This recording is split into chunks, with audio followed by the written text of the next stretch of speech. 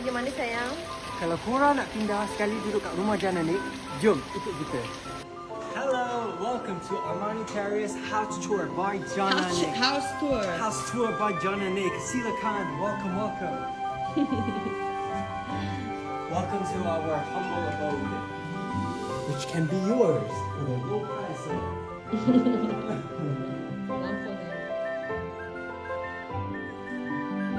Ada fridge magnet. Kita nak sewakan rumah ni ke? Let it go. It's my first house. I'm quite sad. Ada fridge magnet. Berapa nak sewakan rumah ni? It's your house. How much you want to save for? Tak tahu. Fridge magnet ada. Her bedroom with so much space for activities. Apa aktiviti apa dalam ni? Okay, this is the master toilet. The open view of the Bukit Damansara. Singki ni belum betul kan? Ada fridge magnet. Now we're into the family living room on the second floor.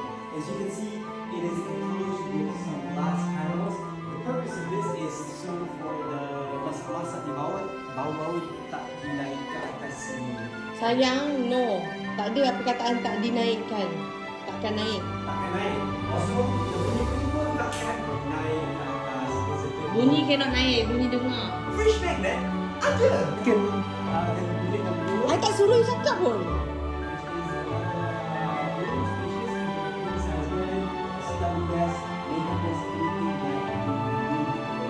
Baby, tenang.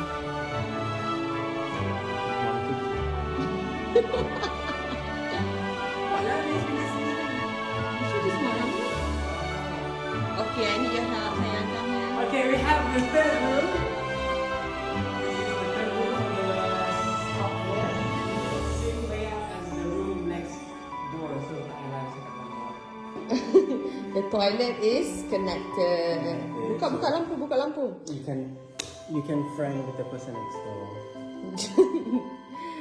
Okay, ni toilet dia connecting. Ada fridge magnet. So where else, baby? Itu je dah balik tu. End of tour. Apa macam ni perangai?